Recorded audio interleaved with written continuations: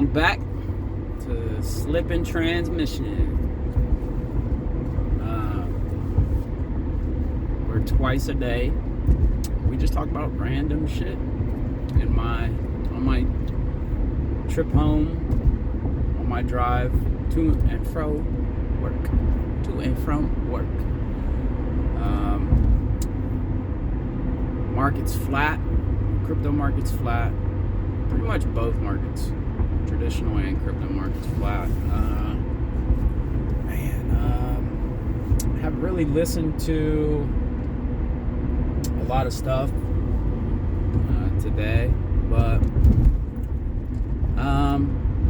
we're gonna do for like a terminology. This is pretty self-explanatory. So word of the day is gonna be metaverse. Kind of an explanation. Metaverse is, you don't really need to do like a definition of what the metaverse is. Like a metahuman, metaverse is like a, digital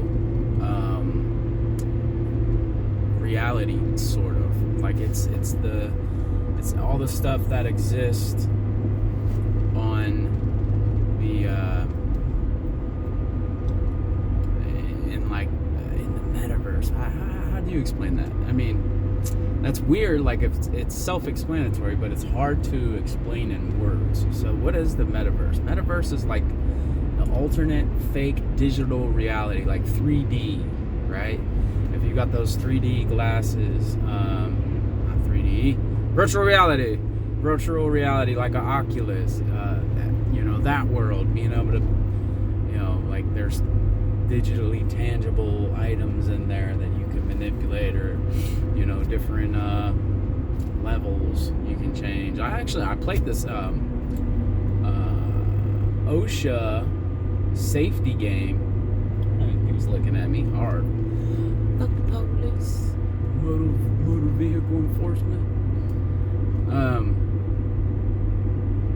I played this in the metaverse. Man, it was fucking cool, man. So our instructor for I worked at the Carpenters Union for a little while. Our instructor for they wouldn't let me out of concrete, and I still couldn't tell you the names of them things, and I did it for a fucking year. But on the test, I couldn't name the fucking things, because dude, like I'm not a chino, bro. I don't do concrete. Like I can, but I don't choose to. But I like the forms and the different names for them: Simpson, Whalers, and I mean it's starting to come back the more I think about it. But whalers and barge boards and shit like that, man. Like, come on, like it's not that hard to learn. But they wouldn't give me a credit for it. As far as like, they put me third year. They wanted me to do one more year before they give me my journeyman card. So I did that for a while, but dude, I didn't fuck that. Stupid. Like, I ask you questions about like sheetrock, structural fucking studs, like what do they measure? Like, come on, seriously, like that's nothing somebody can't figure. Wait, is this where I'm going? That's nothing like a competent carpenter like myself can't fucking figure out in 2 seconds with a fucking tape measure. Like a tape measure and fucking lay it out. Like, but yet you're putting this shit on the test like you're really gonna gauge somebody because their memorization of like, have I done structural fucking stud framing before? Yeah. Dude, I do it all the time. No. That's like, they want you to be this all around concrete, all this. They just make fucking more and more requirements, because what it is, it's a fucking big ass Ponzi scheme is what it is. The union has turned into a big old Ponzi scheme. So they try to sell you. So that'll be one of our topics today. Union. And then metaverse, we already I blew through that. Now I'm on the fucking Carpenters Union bullshit. And then one more thing is we're going to do one thing crypto, and I want to talk about Bitcoin. And Michael Saylor he just makes the best point. Like, he's reiterated it on multiple different YouTube channels, like people's shows and shit. But so yeah, we'll do Michael Saylor. But back to the Carpenters Union. Now look, I don't know everything, all right, but I mean, they want you to know, like, all this trim work, all this stuff. Like, yeah, dude, it's like it's nothing you can't learn, man. And then the little classes that they teach at the learning center or whatever they want to call it, though, dude, you literally don't learn anything there. I took 2 concrete classes there, and I'm like, literally, the only thing you fucking taught me wasn't even that. Like, because I was working construction, so I got the terminology down. Really didn't teach me a whole lot, except for, I want to say how to calculate. No, I already knew how to do cubic fucking yards. So yeah, I'm pretty sure you multiply, and then divide by 27. It's like feet, right? Anyways, nothing you can't fucking Google. And I really didn't learn much in the concrete thing. Okay, one thing it was, and that's more of like a steel guy's job to know, but like a cantilever, like if something cantilevers, like the rebar, if it's like cantilever, the bar should be at the top. Okay, yeah, if something cantilevers, the bar shouldn't be down set inside in the bottom. The bar should be tied to the top, because the tension, I mean, I learned that. That was like one thing, like, I don't even know how I remembered that, but that just popped up in my head. I'm like, what'd I learn? So you really don't learn a whole lot in the classes. Like, you know, like, that's just, you never do. Anyways, it's cool. It's a cool program for the right people. I mean, I bet you if I was younger, you know, like, but even then, still, dude, the money is not right. Like, it's not enough money, dude. Like, you try to sell this $30 an hour. I was making $32 an hour, but the money that you bring home, you know, after they take out most of it for like medical insurance. And then the one time I went for medical insurance, the company that I was working for wasn't making my payments, so I got the fucking medical bill, or for the dentist or whatever, because they weren't paying the money. And I was there for like a year. So, anyways, the fucking union was, yeah,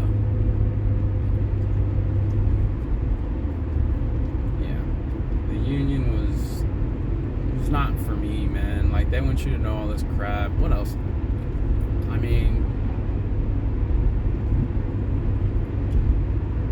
there's just not much. Like they want you to learn all this stuff as far as like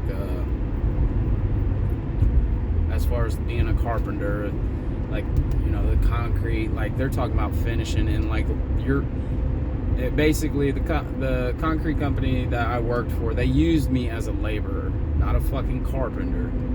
They used me as a laborer. Like, not really any carpentry skills involved. Like, it is what it is, man. But yeah, I'm probably never gonna go to the Carpenters Union again. Money's not right. I need to go ahead and quit doing what I'm doing. And oh man, that's funny. While I was there, so all of our fire rated sheetrock that we do on the pole barns, like, I wasn't even thinking about it. Our fire rated sheetrock, like, when we're doing it out here, instead of like cutting it, scoring it, snapping it with the sheetrock, we just ripped right through it. So they sent me to replace, in a fucking school, sent me to replace a little fucking 1x1 thing of sheetrock, right? And I fucking didn't even think two things about it. Didn't even realize, like, I'm inside. I'm used to being outside. Didn't even think two things about it. There was a saw there, and I was like, oh, well, fuck it. Oh, man, fucking dust. Like it was literally that wide. And, phew, man, that dust got everywhere. I was like, motherfucker. As soon as I cut it, I was like, oh, my God, I should have scored it. But I wasn't even thinking about it. So, I mean, that was a good time, though, to get fired, though. You were trying to get fired because they were giving out that $600, it was $300. The state was giving like $300, and then federal was giving you $600 plus your unemployment. So, man, a motherfucker couldn't get laid off quick enough back then. I mean, you were getting a fatter paycheck sitting at home than you were going to work as a third year fucking carpenter. So, I mean, that might have had something to do with it. Like, I really, really, didn't want the job.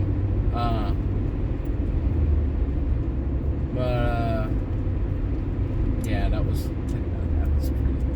pretty embarrassing.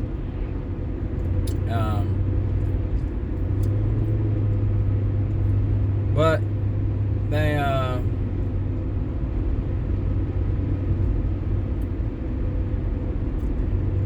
I'm sure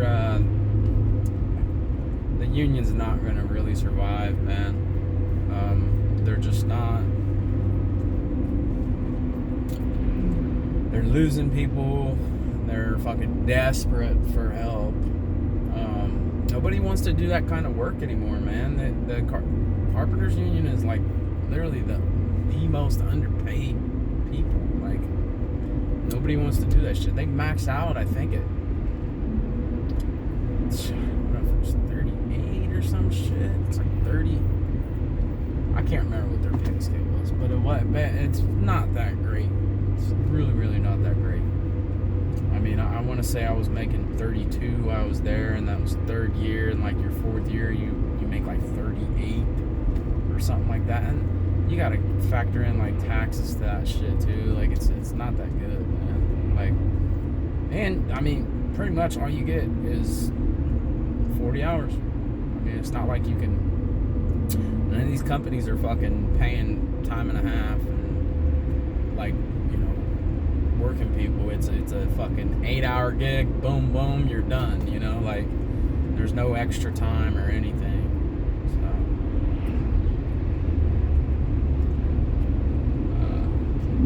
I don't know. I like to be ambitious, man. Like, I like to make investments, and I don't want to be doing work. I don't even want to be working like 36. 4 years from now, I want to be done. And I gotta really, really make some fucking moves in order to make that happen. So on to Michael Saylor. Michael Saylor makes the best point about Bitcoin, man. Like, he does kind of like a analogy as far as, so he talks about Bitcoin as, like, let's say it's a city block in Manhattan, right? There's only so many of them. Like, he's like, so basically Bitcoin is like a digital city, and it's scarce, and a bunch of people want to live there. It's a block in the digital city. He's like, I'm not saying there's any other, there's not going to be any other digital cities out there, but this is the digital city that, works for me. It's rare. It's scarce. It has a limited number, a set number. There's only 21 million city blocks, like, he's, if you can think of it like that. And I mean, he just makes the best point sometimes, talking about like the, as far as a store of wealth, and like the number being limited, like the blocks being mined that are just getting smaller, the rewards are getting cut back, or you know, they're less and less. I think there's only 2 million Bitcoin to be mined. Like, so there's 19 million ish that have been mined already. I think millions of them have been either lost, you know, or which Satoshi Nakamoto or whatever, supposedly the founder, has 8 million or millions of them, and it never moves in his wallet. So it'd be crazy. What if Satoshi Nakamoto is a fucking a guy who like you see in the movies, got amnesia. Like, really smart dude, fucking come up with Bitcoin. Now Bitcoin's worth fucking, you know what it's worth, 17,000 per Bitcoin. But he he got into a car crash and has amnesia. That'd be crazy. You don't have any idea who you are.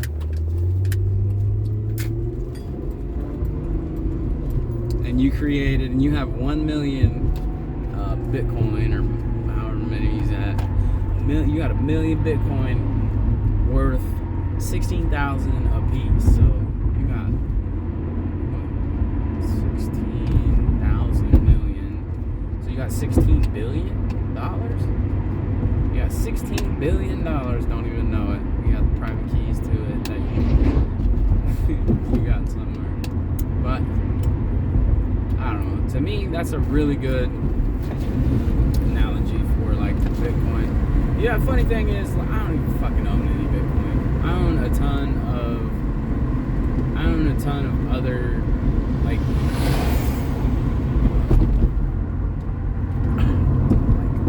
what do you call them? Shit coins or whatever. Like, I own Cardano, I own Polygon, I own some Ethereum, Classic,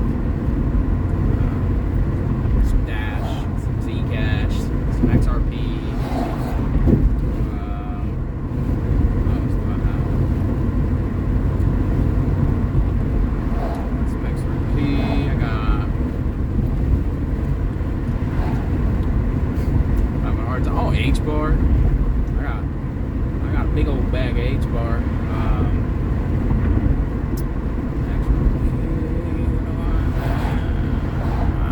I think that's it. But yeah, I have these other.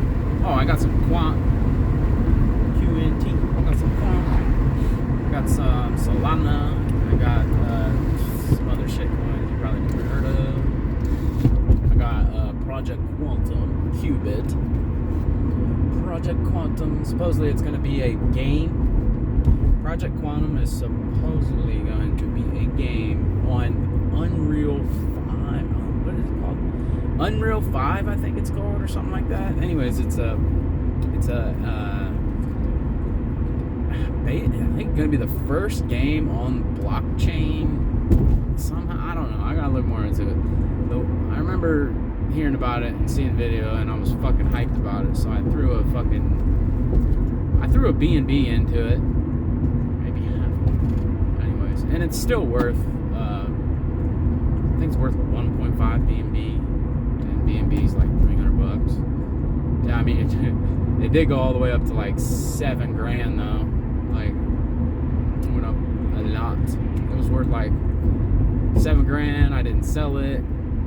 Man, like the cool thing is, like I started out with like 8 million of them, and now I have I had 7 million of them, and now I have like 11 million. Every time it's like written into the code. Every time somebody sells their bag, 10% of that they keep. And like that 10%, I think 2% of it goes back to the project, and maybe to be burnt or some shit.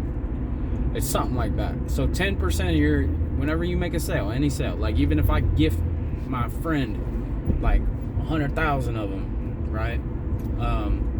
10% of that goes back to the network. I think like a small portion gets burned, and then like the other one gets divided in between all of the bag holders. The bigger your bag is, the more coins you get. So it kind of gives you incentive for holding. So I got like fucking 11 million of them, dude. I got a lot. I mean, it's not really a lot. It's like $500 worth of coins that used to be worth $5,000. But I mean, it's pretty cool though. Like, it gives you hope. Like, one day maybe that 11 million be worth $1. Probably not $1, but like 2 pennies. I'm down. Like, that shit. Come on.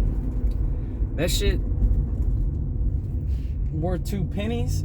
How much is that? I got 11 million, so 2% of 11 million. How much is that? 2% of 11 million. Is that 200,000? I'm pretty sure. No, 2%. Yeah, I think that's 200,000. It goes to 2 pennies. I got a couple $100,000. You know. So that would be pretty cool. It'd be nice if it actually was developed. I know the team, the creator lives in Dubai, and he like posts that he has meetings. Like they stay active on Twitter. They stay active somewhat. I don't know if that's them though. Actually, on YouTube, on this, I don't think that's them. I think it's just like a fan making videos. If you would have flicked on your turn signal, I probably wouldn't come so close to you.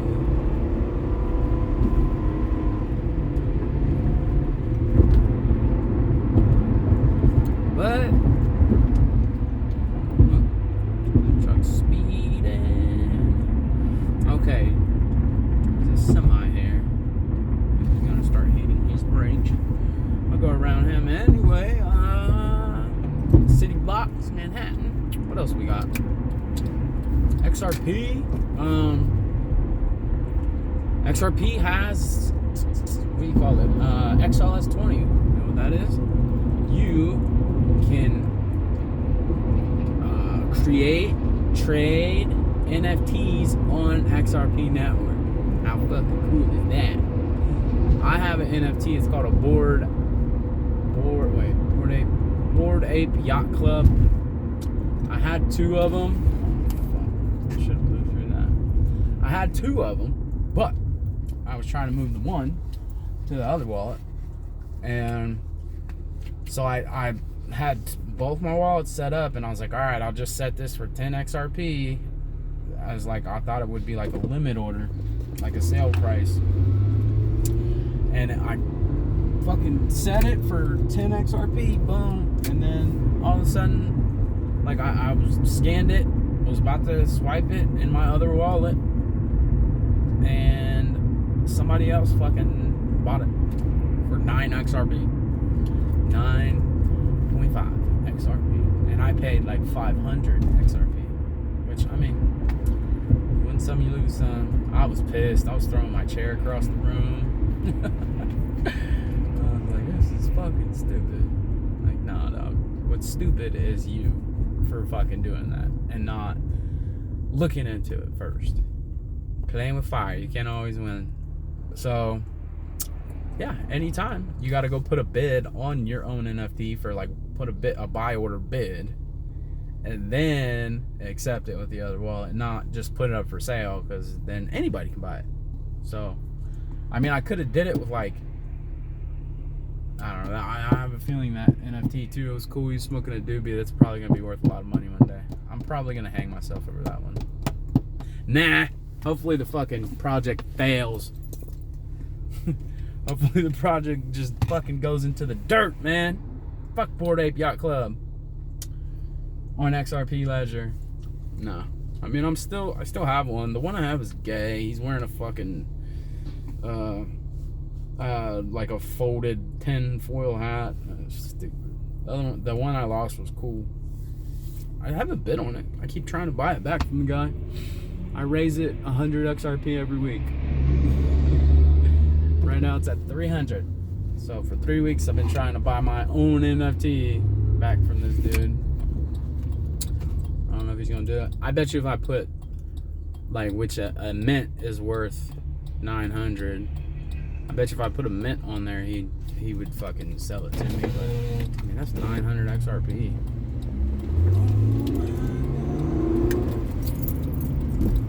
Yeah, baby.